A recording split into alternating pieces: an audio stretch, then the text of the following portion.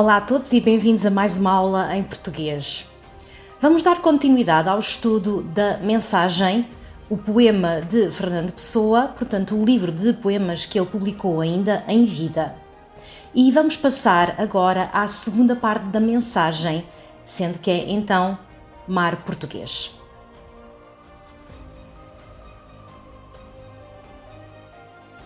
Ora, à segunda parte da mensagem, Fernando Pessoa deu o nome de Mar Português.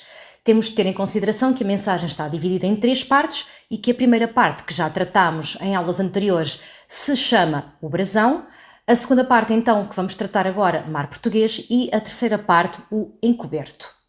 E uma vez que Fernando Pessoa terminou então a descrição do brasão, ou seja, a descrição da nobreza de Portugal, vai iniciar agora então a descrição dos atos realizados por essa mesma nobreza. E temos de ter em consideração que, embora estejam a ser descritos atos que foram realizados no passado, estes atos são considerados por Fernando Pessoa mais como símbolos para o presente e para o futuro.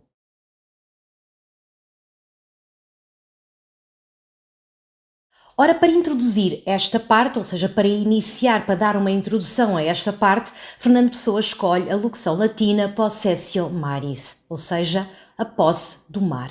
E esta posse do mar é algo que nós não podemos considerar como apenas a ideia da expansão marítima, mas como o objetivo de um povo, aquilo que um povo é, aquilo que o define. Portanto, a posse do mar não se vai esgotar no momento em que se possui o mar, mas sim como algo que está intrínseco em todos os portugueses e que eles vão levar sempre naquilo que vai ser o que vão passar aos seus descendentes. E neste caso não é propriamente o ato de possuir o mar, mas sim a importância da sua busca, do querer ir mais longe, da vontade de possuir o mar e não a posse do mar em si.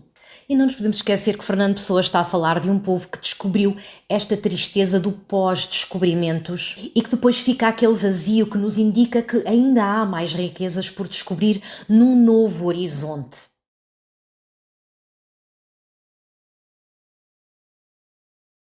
Ora, no que diz respeito à sua estrutura, esta parte é composta por 12 poemas. Este número também não é feito ao calha, já sabemos que Fernando Pessoa considera muito importante a numerologia e daí a escolha do número 12, o número da plenitude. Ora, este é um número que nos diz que este ciclo marítimo, portanto esta empresa marítima dos portugueses, é algo que já está acabada e que não se pode repetir. É quase como a ideia de um ciclo a fechar-se, se tivermos em consideração que cada poema pode ser então ligado a um signo do zodíaco.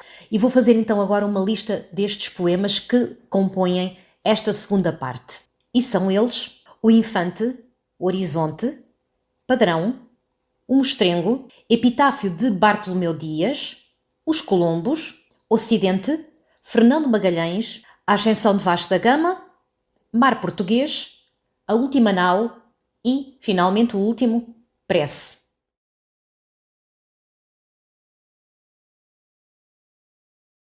Vamos passar então agora à leitura e análise de cada um destes 12 poemas. E vamos começar pelo primeiro, ou seja, o Infante.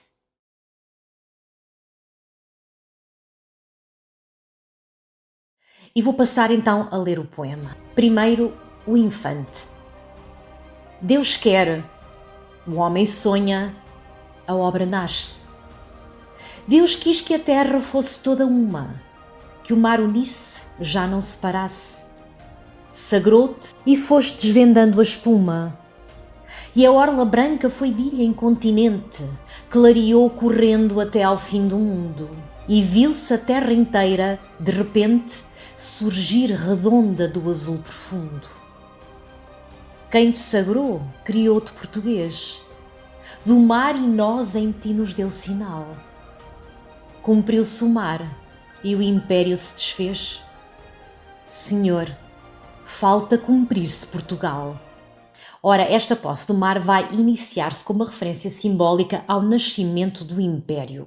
Ora, apesar de podermos pensar que este primeiro poema se refere sobretudo ao infante Dom Henrique, portanto à personagem histórica do infante Dom Henrique, que normalmente é associado ao sonho dos descobrimentos portugueses, não podemos deixar de considerar que, para Fernando Pessoa, todas estas figuras têm uma certa importância a um nível muito mais simbólico. E é por isso que o infante que nós podemos considerar que Fernando Pessoa quer que o leitor veja, não é o infante carne, não é o infante figura histórica, mas sim o sonho deste infante. Este infante é o nascimento, este infante é o início de um sonho, é o começo de algo, é a juventude e que vai dar então início a algo que vai ultrapassar a própria figura histórica e vai ficar para a eternidade imortalizado.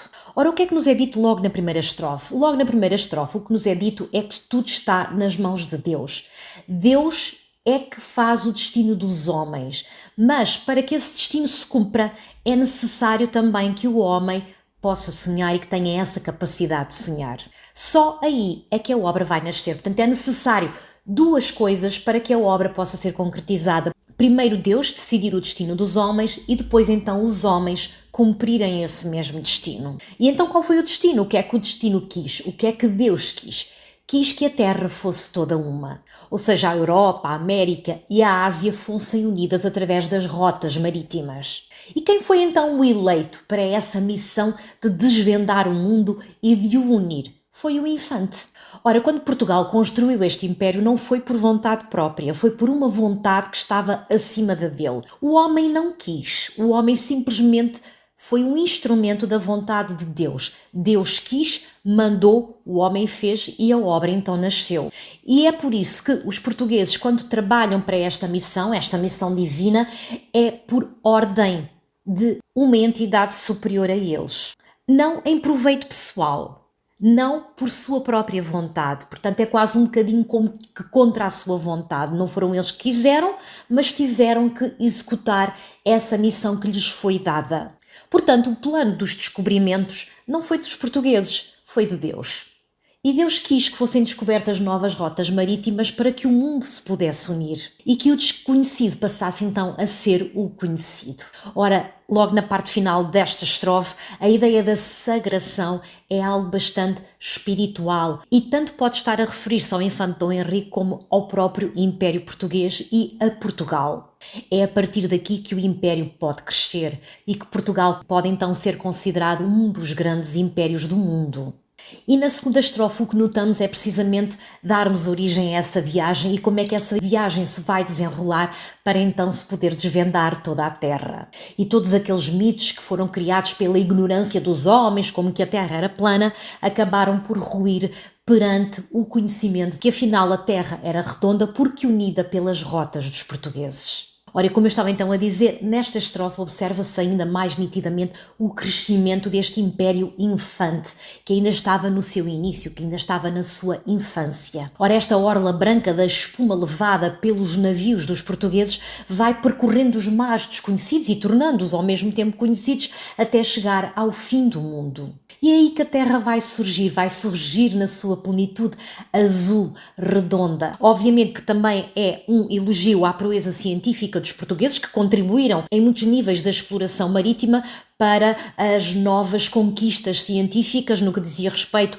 não só à cartografia como também à exploração marítima. Foi de facto a partir das explorações dos portugueses que se provou então a teoria de que a Terra era redonda e não plana. Ora, na terceira estrofe terminamos um bocadinho essa viagem e verificamos já o final desse percurso.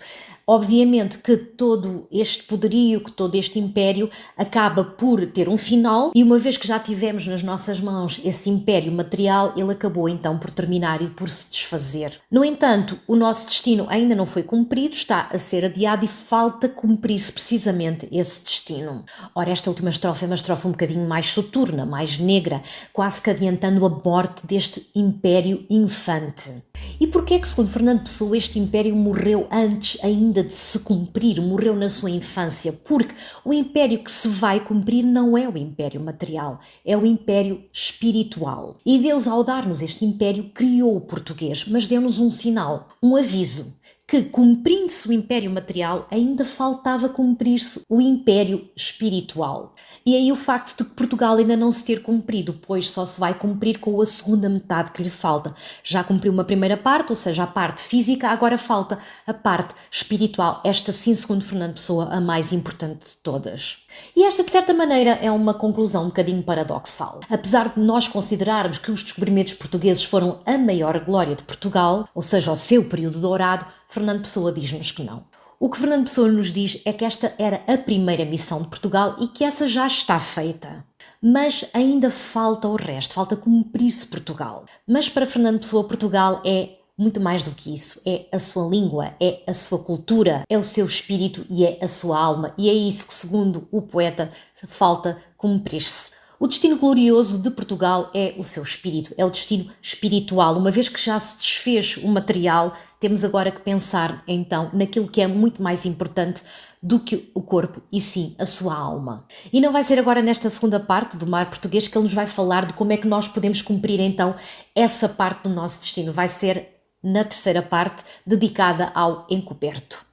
Terminamos então aqui a análise do primeiro poema da segunda parte, O Infante. Na próxima aula passaremos à análise do segundo poema da segunda parte da mensagem, ou seja, Horizonte. Obrigada pela vossa atenção e até a uma próxima aula em português.